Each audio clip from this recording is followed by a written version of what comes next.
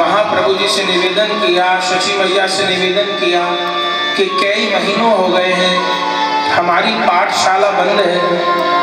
पहले तो महाप्रभु जी गया जी चले गए, तब 3 महीने तक पाठशाला बंद रही और अब आने के बाद भी पाठशाला खुलने का कोई मानक नहीं दिख रहा है। ए महाप्रभु जी, हम पढ़ेंगे तो आपसे ही पढ़ेंगे। आप जैसे अध्यापक को पा करके किसी और पाठशाला में हमें नहीं जाना, आप हमको पढ़ाइए।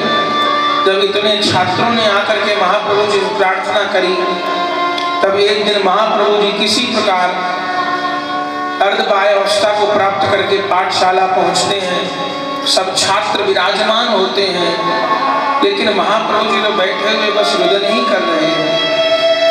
कृष्ण हे कृष्ण हे कृष्ण हे कहते हुए आधा दिन बीत गया। छात्र लोग प्रतीक्षा में हैं, अब कुछ बोलेंगे, अब कोई बात करेंगे। किसी को व्याकरण पढ़नी है, किसी को न्याय शास्त्र पढ़ना है, किसी को अलंकार पढ़ने हैं, सब बैठे हैं। तब किसी छात्र ने विचार किया कि हम लोगों को जिज्ञासा करनी चाहिए, शायद हम कुछ पूछ नहीं रहे, इसलिए महाप्रभु जी के ध्यान को बांटना चाहिए। ये कृष्ण कृष्ण कह के रुदन कर रहे हैं। तब एक छात्र ने कहा, महाप्रभु जी, हमको आप धातुओं के बारे में बताइए, हम सब धातु पढ़ना चाहते हैं। श्रीमन महाप्रभु जी ने कहा, समस्त धातुओं का एक ही अर्थ है, श्री कृष्ण। दूसरे छात्र ने कहा, महाप्रभु जी, हम अलंकार पढ़ना चाहते हैं, आप कुछ अलंकार के विषय में पढ़ाइए। महाप्रभु जी ने कहा, सबरे अलंकार शास्त्र का एक ही सार है कि सब लोग रो करके श्री कृष्ण नाम संकीर्तन करें। तीसरे छात्र ने कहा, महाप्रभु जी, कुछ न्याय के विषय में हमारी जिज्ञासाएं हैं, कुछ न्याय शास्त्र के विषय में हमारी जिज्ञासाओं का समाधान करो। महाप्रभु जी कहते हैं, न्याय शास्त्र का भी सार यही है कि इस जीवन के रहते श्री कृष्ण को पा लिया जाए, नहीं तो छात्रों बहुत बड़ा अन्याय हो जाएगा।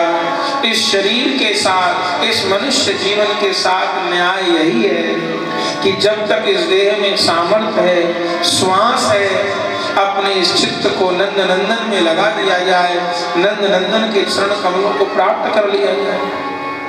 छात्र जो जिज्ञासा करता है, जो धातु पूछता है, रूप पूछता है, लकार पूछता है, संज्ञा पूछता है, सर्वनाम पूछता है, विशेषण पूछता है, महाप्रभु जी सबका एक ही अर्थ कहते हैं, श्री कृष्ण।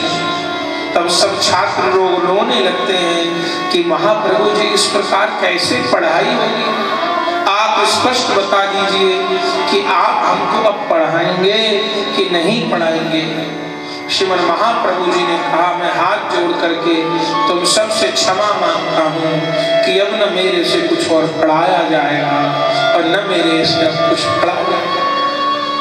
आज तुमको अंतिम पढ़ाई पढ़ा देता हूँ, तुम में से जिसको जो अच्छा लगे इस पढ़ाई को स्वीकार करना। उस समय महाप्रभु जी ने, आप जानते हैं कि महाप्रभु जी के रचना किए हुए 8 श्लोक हैं जिनको शिष्टाष्टक कहते हैं। उस शिष्टाष्टक का प्रथम श्लोक महाप्रभु जी ने छात्रों को पढ़ाया है और कहने लगे, चेतो दर्पण मार्जनम भव महादावाग्नि निर्वापणम श्रेयः कैरव चंद्रिका वितरणम विद्या जीवन आनंदं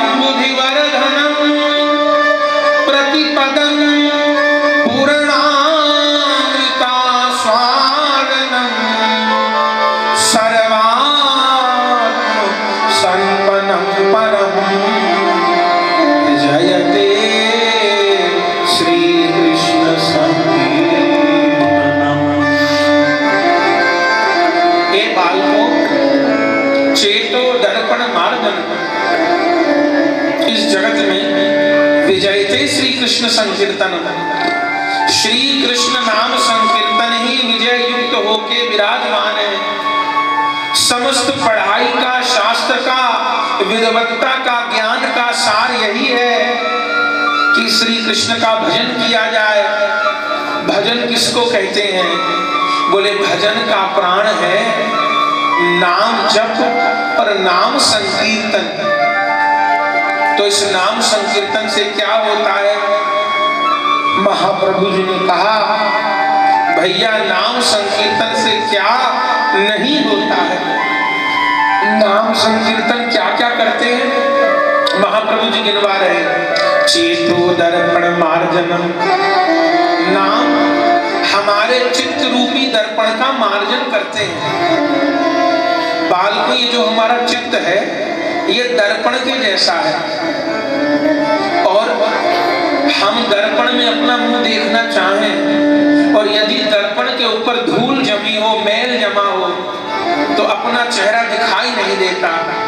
जैसे जैसे दर्पण को साफ किया जाता है, ऐसे ऐसे उस दर्पण के भीतर अपना मुख दिखाई देता है। तो हे छात्रों, चेतो दर्पण मार्जनम, इस नाम के द्वारा चित्त रूपी दर्पण का मार्जन होता है। बोले मार्जन से होता क्या है? बोले अंतर्यामी रूप में श्री कृष्ण सबके हृदय में विराजमान है, चित्त में विराजमान है। सब कहते हैं सबके भीतर भगवान है, लेकिन उस भीतर वाले भगवान का लाभ हमको क्यों नहीं हो रहा?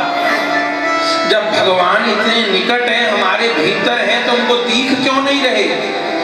बोले इसलिए नहीं दिख रहे क्योंकि चित्त रूपी दर्पण के ऊपर मैल जमी है। तो नाम के द्वारा क्या होता है?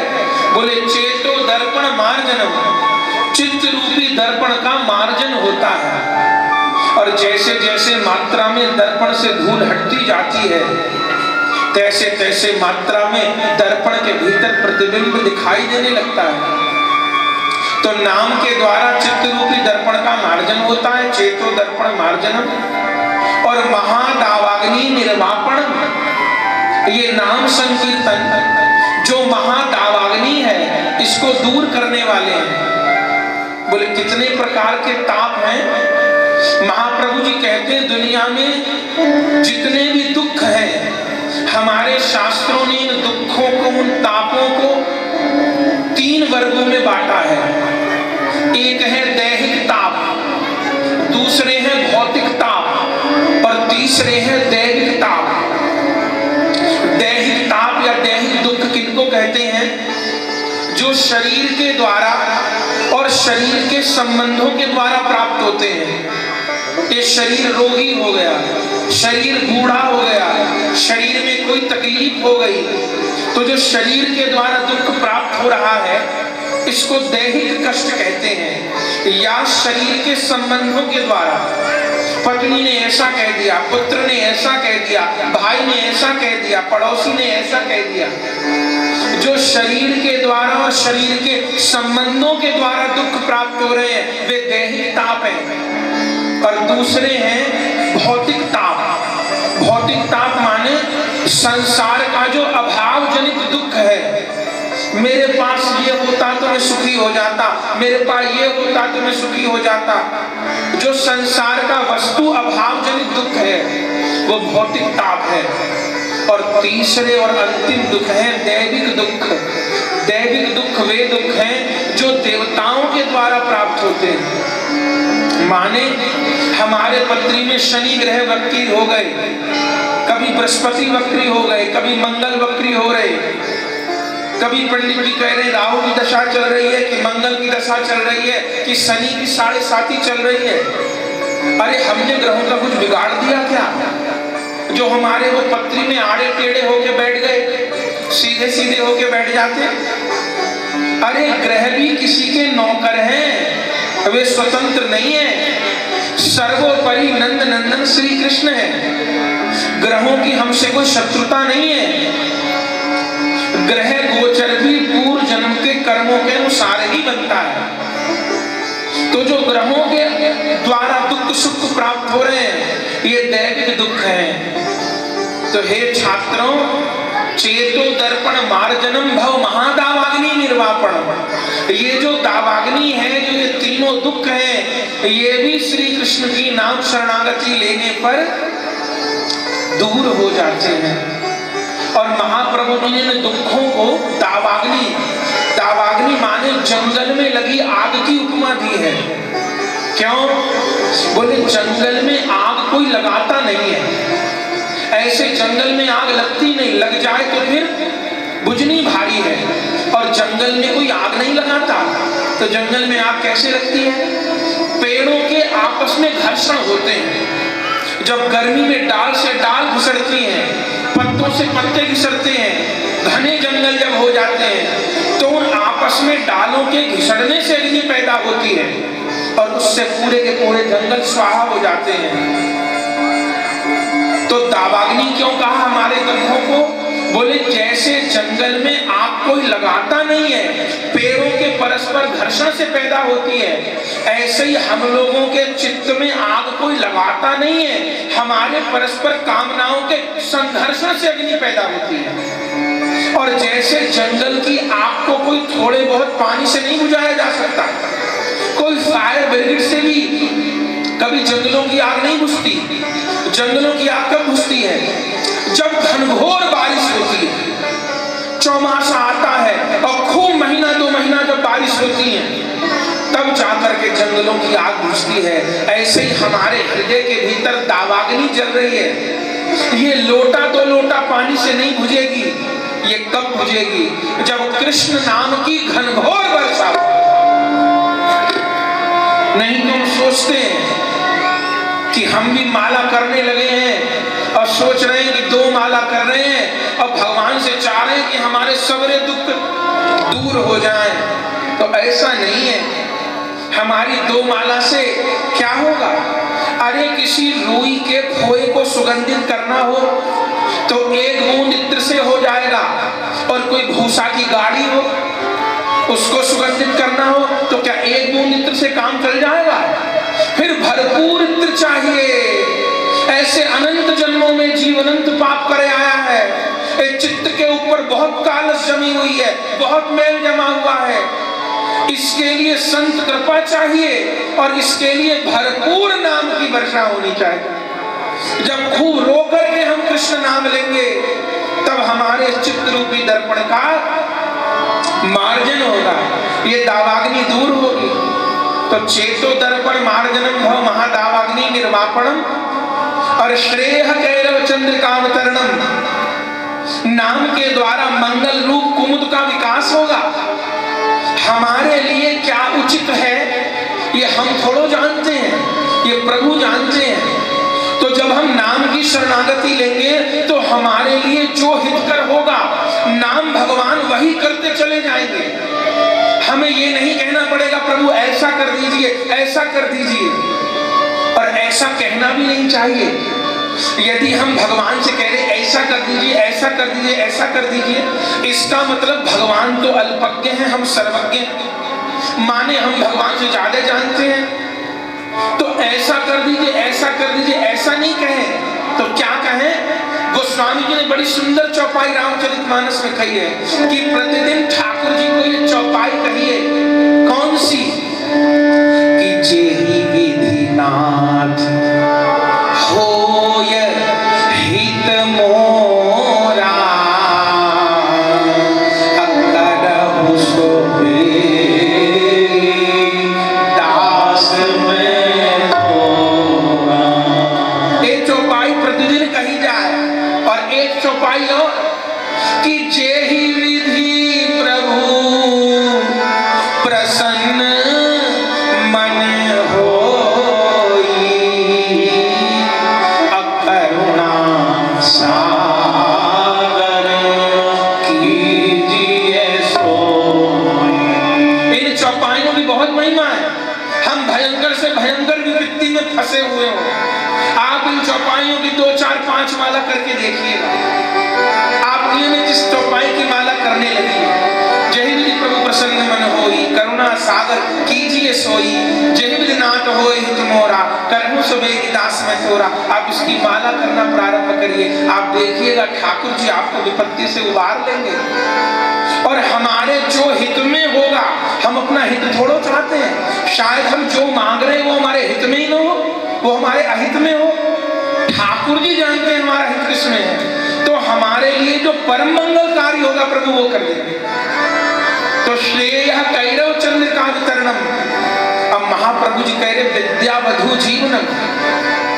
ये छात्रों, ये जो हरि नाम है ये विद्या रूपी वधु का जीवन है। माने जितनी भी विद्याएं हैं वो स्त्री के समान है, और जो कृष्ण नाम है वो इन सब विद्याओं का पति है। माने कि जिस विद्या का ब्याह श्री कृष्ण नाम से नहीं हुआ, माने जो योग्यता कृष्ण सेवा में काम नहीं आ रही, वो विद्या वो योग्यता विधवा के समान है, क्योंकि विद्या वधु जीवनम। और आनंदाम्बुधिवर्धनम प्रतिपदम पूर्णामृता स्वादनम सर्वात्म संपन्नम परम विजयते श्री कृष्ण संकीर्तनम। ऐसे श्री कृष्ण संकीर्तन पद पद के ऊपर जीव को परमानंद प्रदान करने वाले हैं, इस आत्मा की सर्वात्म रूप में तृप्ति करने वाले हैं। तो हे छात्रों, अब भुजा उठा करके कृष्ण नाम संकीर्तन करो। और श्रीमद् महाप्रभु जी अपने सबरे छात्रों से सब छात्रों को गंगा तट पर ले जाते हैं और सबरी पुस्तकों को, पोथियों को गंगा जी में प्रवाहित कर देते हैं, और सब छात्रों के साथ भुजा उठा करके कीर्तन करने लग जाते हैं। कृष्ण गोविंद गोविंद गोपाल, कृष्ण गोविंद गोविंद गोपाल, गोविंद गोविंद गोपाल नंदलाल, कृष्ण गोविंद गोविंद गोपाल नंदलाल, गोविंद गोविंद गोपाल नंदलाल, कृष्ण गोविंद गोविंद गोपाल नंदलाल, कृष्ण गोविंद गोविंद गोपाल नंदलाल, कृष्ण गोविंद गोविंद गोपाल नंदलाल। हे गोपाल नंदलाल, हे गोपाल नंदलाल, हे गोपाल नंदलाल, हे गोपाल नंदलाल, हे गोपाल नंदलाल, हे गोपाल नंदलाल, हे गोपाल नंदलाल, हे गोपाल नंदलाल।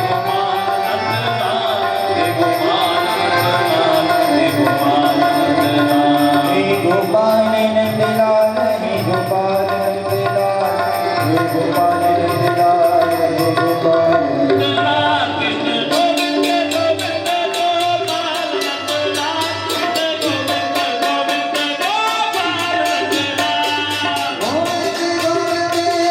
कृष्ण गोविंद गोविंद गोपाल नंदलाल, कृष्ण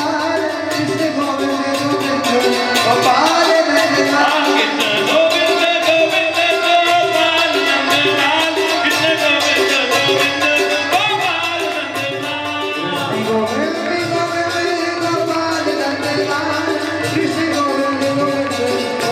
गोपाल नंदलाल, हे गोपाल नंदलाल, हे गोपाल नंदलाल, हे गोपाल नंदलाल, हे गोपाल नंदलाल, हे गोपाल नंदलाल, हे गोपाल नंदलाल, हे गोपाल नंदलाल, हे गोपाल नंदलाल, हे गोपाल नंदलाल, हे गोपाल नंदलाल, हे गोपाल नंदलाल, हे गोपाल नंदलाल, हे गोपाल हे गोविंद गोविंद गोपाल नंदलाल, राधे गोविंद गोविंद गोपाल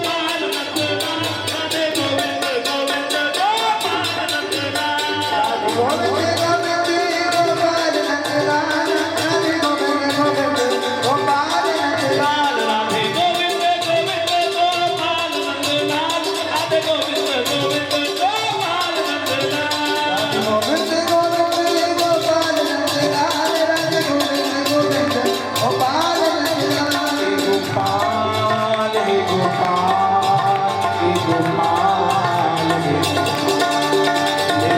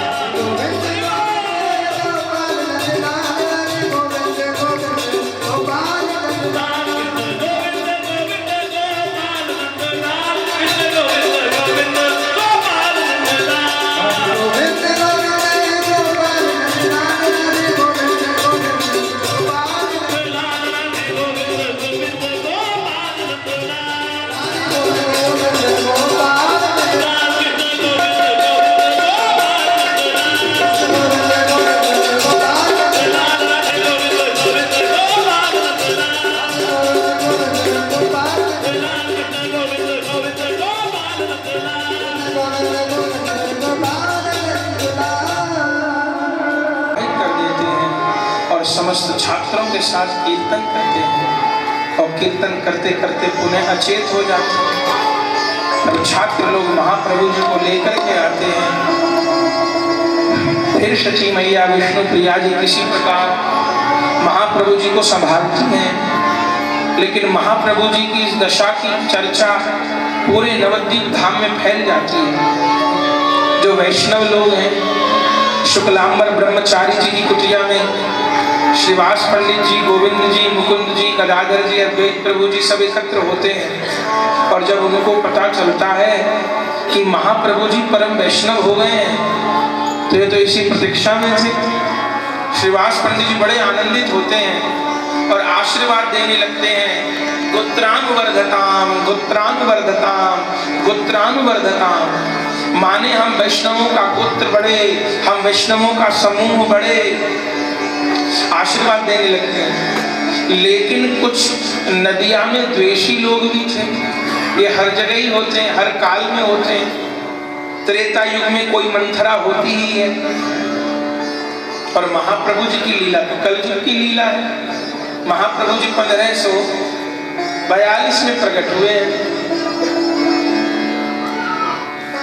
लगभग 500 वर्ष पहले की लीला है।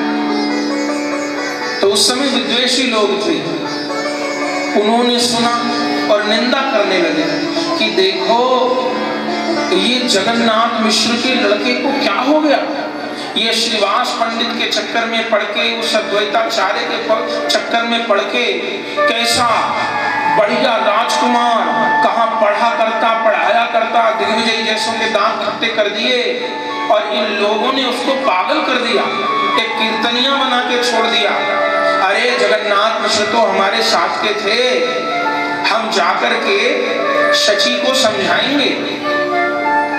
किसी ने कहा अरे कहीं गौर को कोई रोग तो नहीं हो गया है, ये उछलना कूदना रोना चिल्लाना गंगा जी में मरने को भागना, ये कहीं वायु रोग तो नहीं है जिसकी वायु कुपित हो जाती है ऐसी चेष्टा करता।